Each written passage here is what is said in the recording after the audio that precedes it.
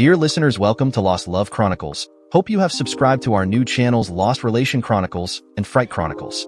If not, please do, and help us with your support. The links are in the description box. Now let's start today's story. My marriage has been the happiest 4.75 years of my life. Unfortunately, I've been married for 5 years as the old joke goes. We met when she started her own business, going to corporate offices, taking care of watering and caring for their plants. When she came to my department the initial time, I fell head over heels for her on first sight. She had just gotten out of a long-term relationship, and I hadn't much experience with girls. I was always shy. She was surprised and impressed that I was so young, but had such a high position in a major software company. She was very curious and asked me a lot of questions about if the company gave stock options and when the company was going public. 6 weeks later, she moved into my house, and 6 months later we married. I'm not handy around the house, and until recently that never bothered her.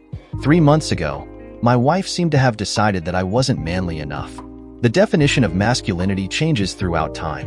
As I said, I'm not much of a handyman. I'm certainly not an athlete. I never scored a touchdown, but I did score a 790 in my math college boards. My only current sport is chess. I'm also not much of a tough guy. I work with my brains, not my muscles, such as they are. I've only been in one fight in my life. It was in first grade and I lost, but to be fair, she was 2 months older and 2 inches taller than I was. She lost her temper after I told her that she had bad breath. I thought she would be happy to learn that so she could fix it. That painful lesson taught me to use my head and not my fists, and not to tell people the truth they didn't want to hear. I learned how to get along with people, which made the experience worthwhile, and this skill developed into a very well-paying career. I define my masculinity by my compassion, generosity, and brains, not my brawn or eagerness to start fist fights. My wife used to agree with that assessment, but lately her opinion has radically changed, and it troubles me. My wife recently said that a real man just takes what he wants and doesn't care what anyone else thinks. I told her that doesn't define a man, but a sociopath. I think my marriage is in trouble. After my wife's hysterectomy 6 months ago, I spent over a month nursing her back to health without one word of complaint. My wife is now unable to bear children. I don't think that makes her less of a woman. I don't think my inability and unwillingness to beat the crap out of someone makes me less of a man. Some large, thick bushes next to my house had become a fire hazard. I told my wife that I would hire a gardener to cut them down. Sarah, my wife of 5 years, sarcastically said that it was time for me to act like a real man and do it myself, so she rented a chainsaw for me to cut them down. Watching me struggle to do that was going to be her entertainment this weekend, along with watching me tack down the carpet runner in the hallway that had become unstuck.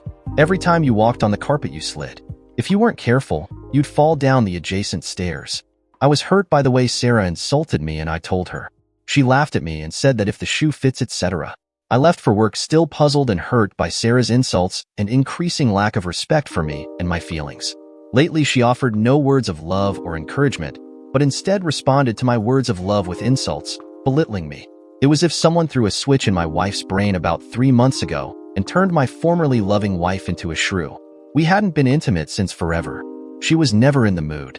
She started eating garlic croutons before going to bed, and her garlic-laden bad breath drove me to sleep away from her on our living room couch. I begged her to stop eating those damn things, but she refused. Every day now I loved her a little less than the day before, and it broke my heart. I thought back and realized that the change occurred after my wife attended her high school reunion alone. She was the co-chairwoman of the event and spent a month of late-night meetings with her committee organizing the shindig. She had been insistent that I not accompany her. I didn't argue with her because I didn't know any of those people. She rented a hotel room for the evening because she knew she would drink a lot and didn't want to drive or Uber home while drunk. Now I worried about who she met up with at the reunion, perhaps an old flame that she kindled. My love for her was slowly turning into hatred, and my caring was morphing into rage. I left the house early to go to work. I'm an administrator at a software company in Dallas, Texas. I applied for the job the week before I graduated college. I was the only job applicant among the 10 being interviewed who didn't have an advanced degree in computing or years of programming experience. When asked what accomplishment I was most proud of, I mentioned taking care of my autistic sister, teaching her to read and to become a little bit social, and to improve her personal hygiene habits. I also mentioned that I had taken college classes on teaching autistic adults. I didn't realize that this was the key to the job, and I was hired on the spot. My job is to make sure my high-functioning autistic staff do what they're supposed to do and motivate them to do it if they don't. I'll be the first to admit that it's a bullshit job. I'm really just a life coach for my team, but I earn a fortune, so I can't complain too much. Though I certainly am not a genius, I managed a staff of 10 men and women who are geniuses. They are as brilliant a group of computer programmers as you will find anywhere. They drove their 3 previous, stern, by-the-book, managers into quitting within weeks. Most of my staff are what's now called neurologically diverse. That's a polite way to say that they're savants on the autistic spectrum. Several of them are geniuses who can solve complex calculus problems in their heads, but haven't figured out the proper way to use toilet paper, which was why you could smell them a mile away when I started working with them. Personal hygiene is not important to some of them. Part of my job is to gently remind them to shower every day before they come to work, but after they've used the toilet, and to thoroughly wash their rear ends.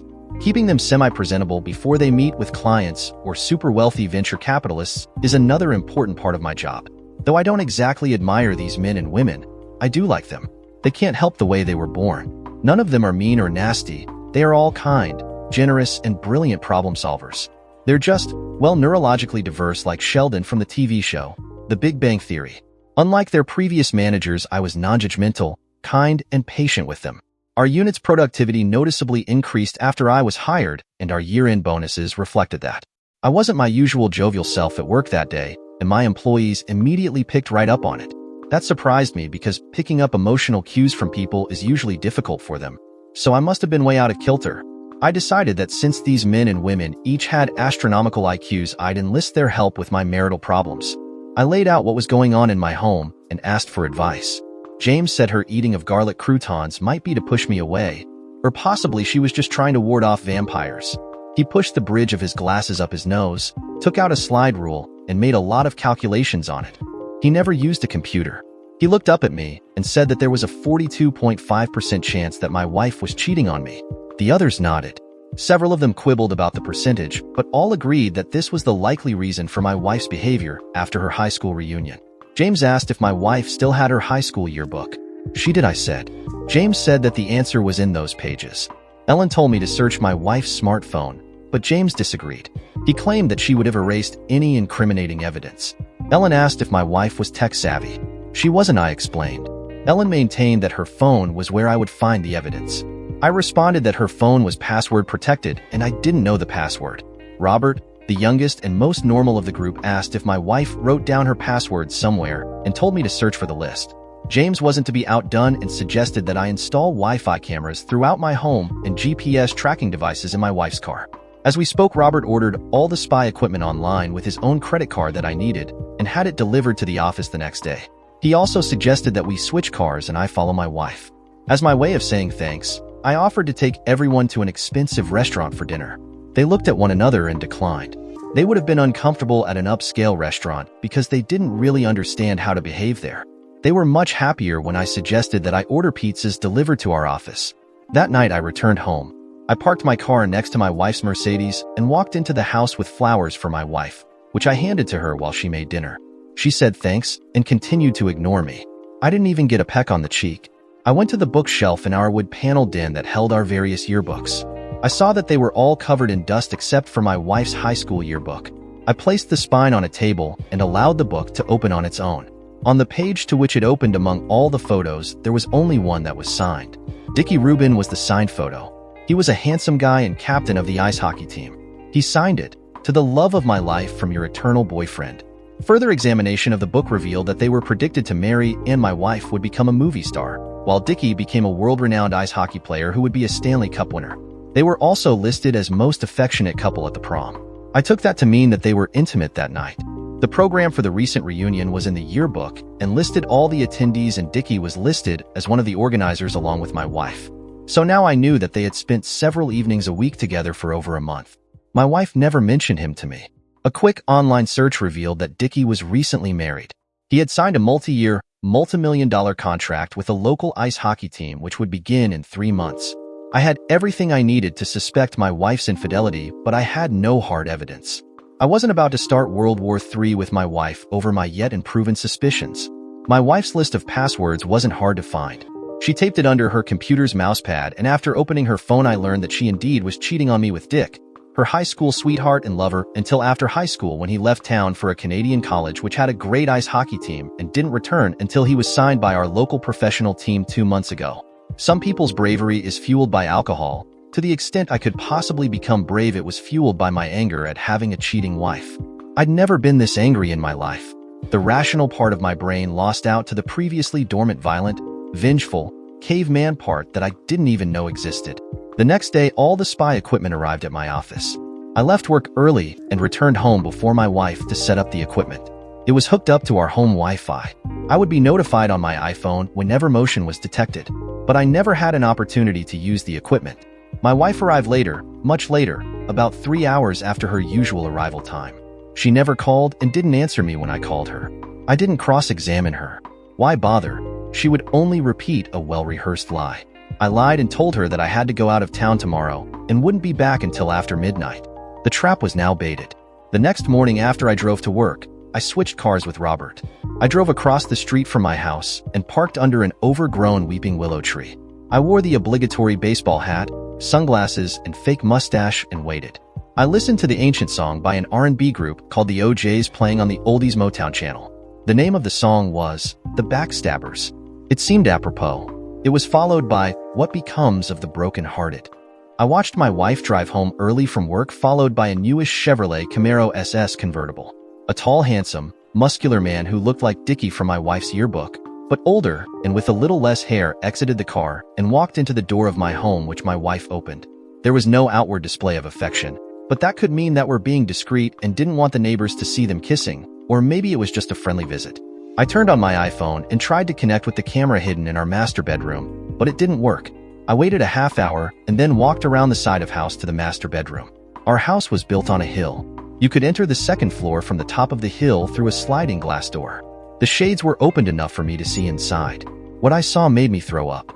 My wife, the love of my life, was face down with Dickie screwing her as they lay under the red silk canopy of our four-poster bed.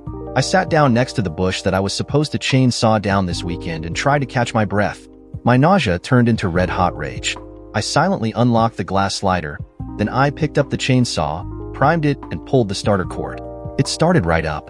I pushed open the door, revved up the chainsaw, and cut down 2 of the 4 wooden posters holding the canopy over the bed, and watched as the canopy collapsed on the cheating lovers.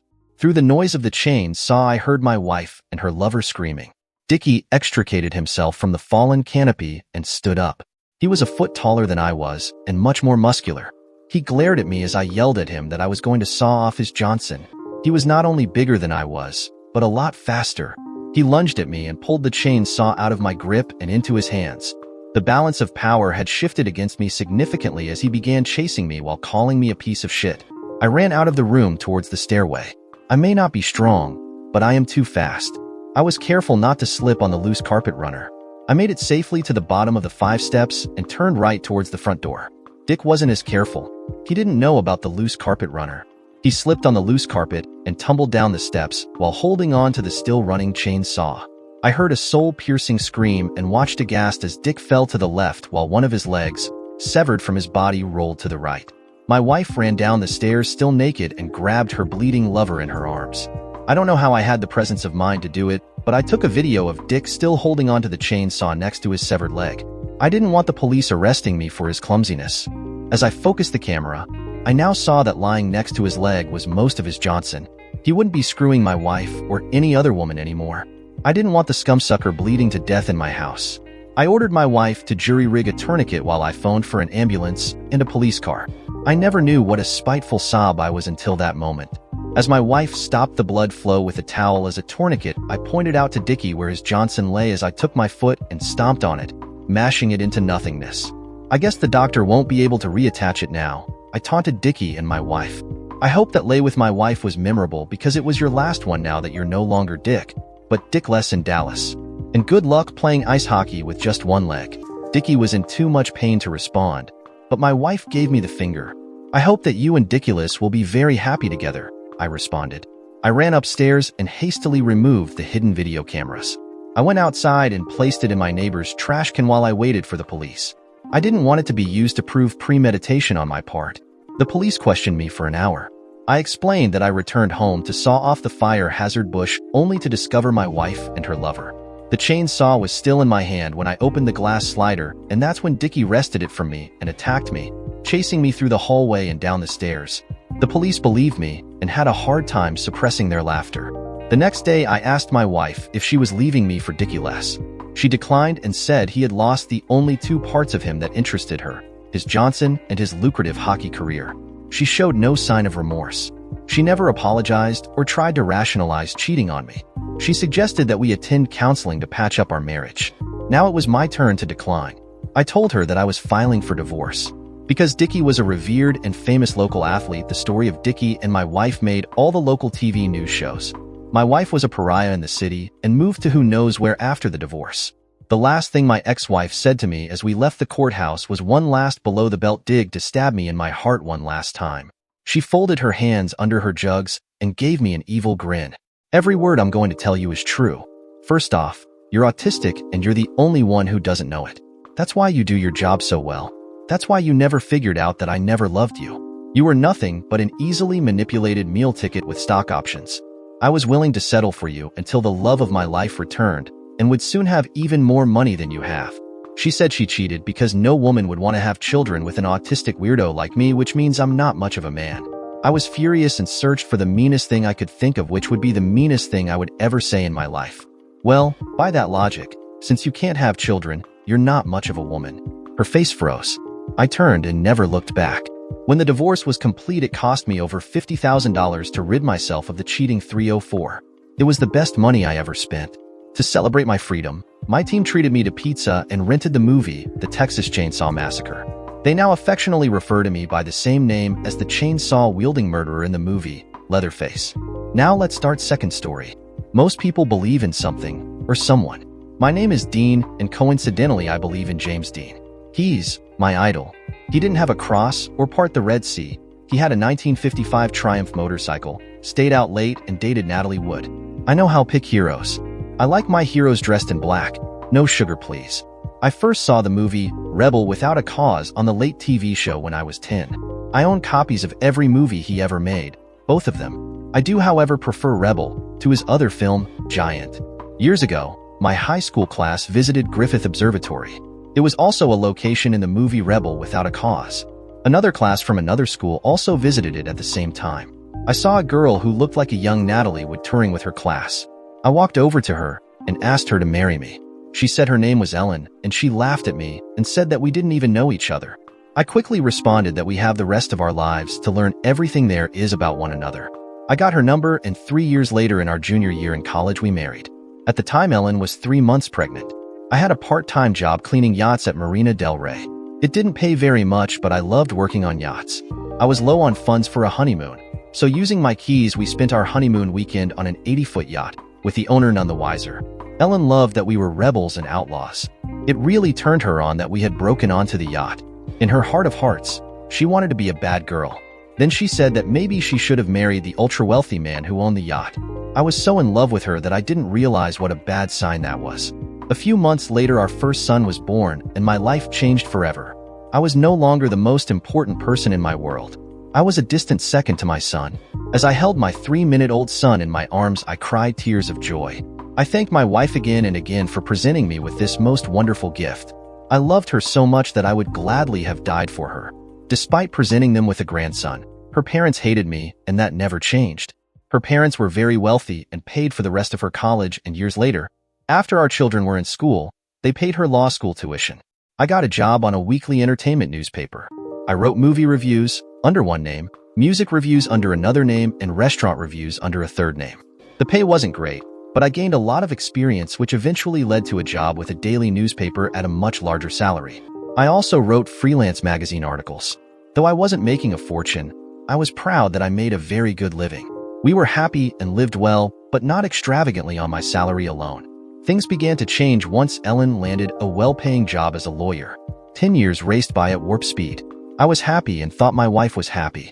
Her parents never accepted me because Ellen was pregnant when we married, and years later, after she got her first job as a lawyer, she always earned more money than I did.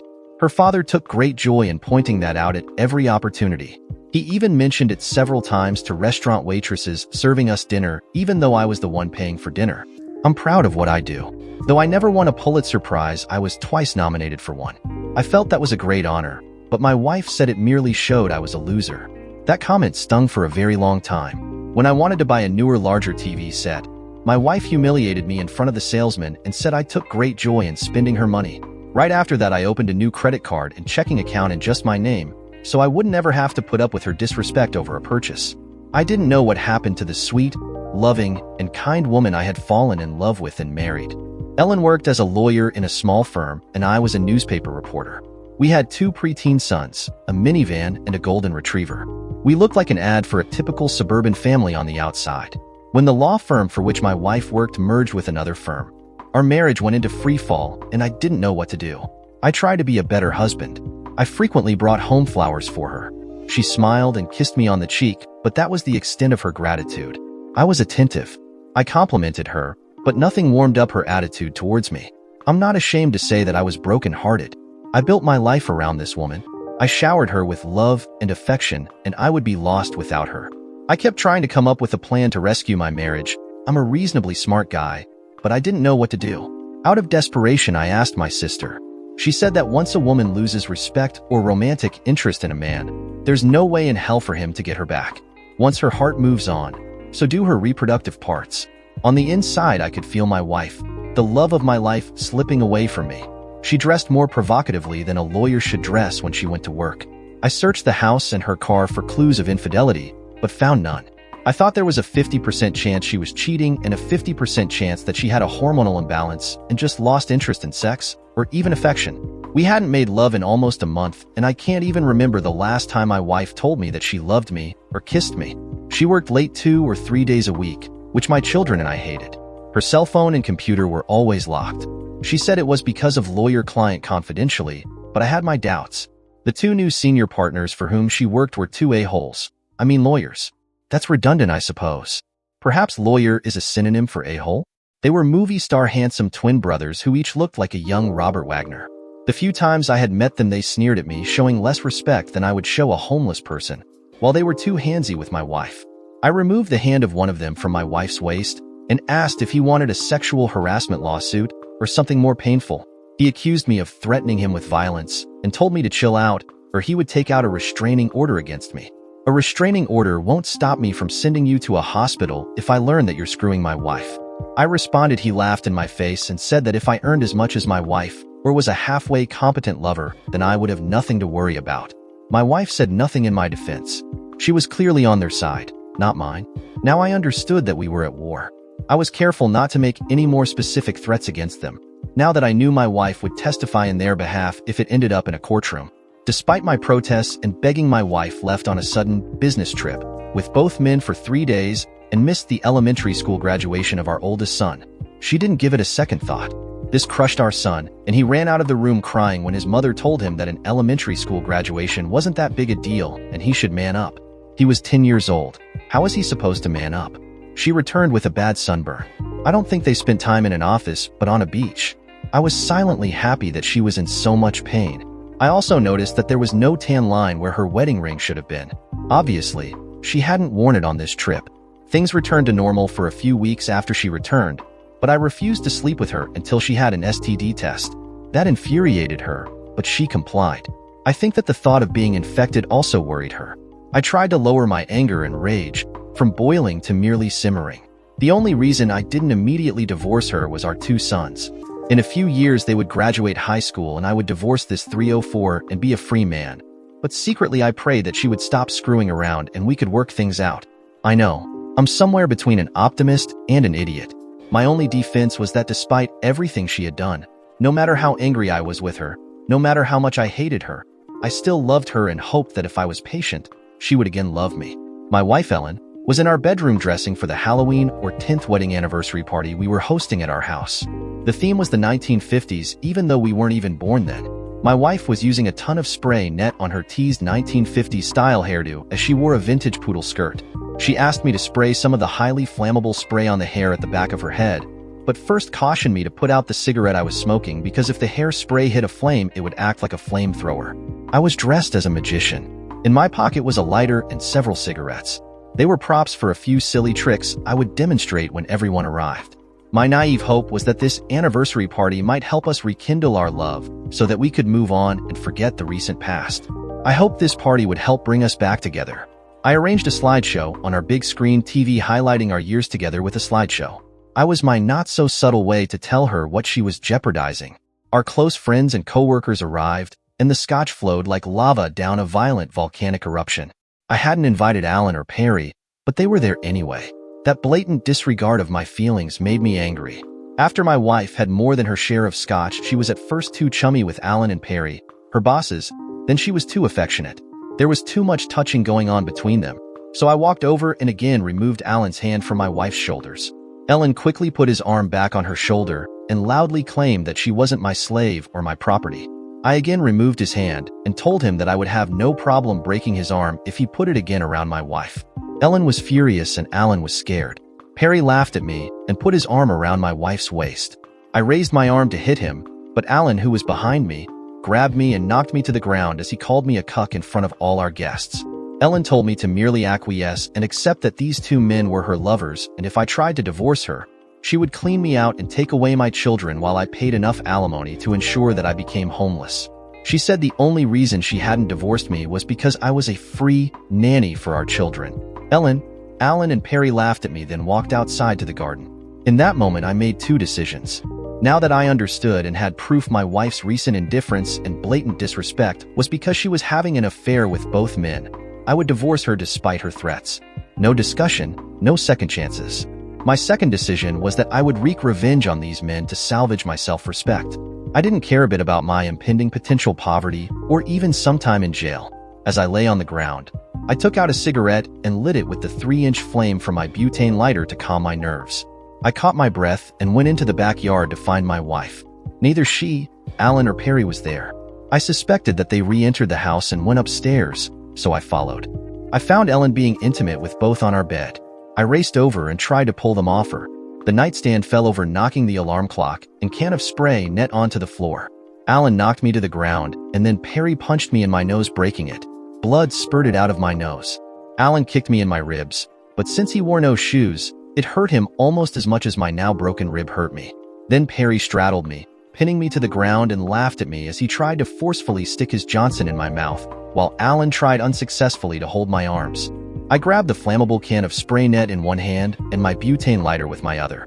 I lit the lighter as I aimed and sprayed the volatile, burning stream upwards into the naked scrotum and Johnson of my assailant. A flame at least 12 inches long scorched his privates. His scream could be heard in the next county. I turned towards Alan, who was also naked, and repeated my flamethrower act on his privates. I thought that Perry's screams were the loudest on earth, but Alan was much louder. My wife knelt next to Alan and was urging him onward to sexually assault me, like a sadistic cheerleader, so the flames reached her face and hair also, which quickly went up in flame. I struggled to get up and then took a pillow to smother the flames on her head. I could see how badly her scalp was burnt and realized that her hair would never grow back and her face would show the burned scars for the rest of her life. Well, that was no longer my problem. As you reap, etc. The Bible had lots of good advice. I wish my wife had read it. I phoned 911 and requested 3 ambulances and a police car. I poured cold water onto my wife's head to ease her pain.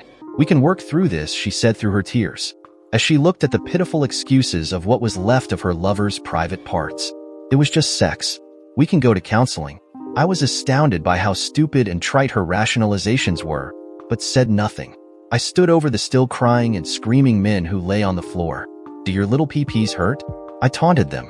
"Well, I hope you enjoyed screwing my wife just now, because it's the last sex either of you will ever have. Was it worth it?" I don't think they could hear me through their moaning and screaming. I put on a big act of my pain for the police, claiming that I was attacked. My bloody face and clearly broken rib offered evidence of my innocence. The fact that both of my assailants were naked and burnt from their thighs up proved that I was on the ground, and they were over me when I lit them up.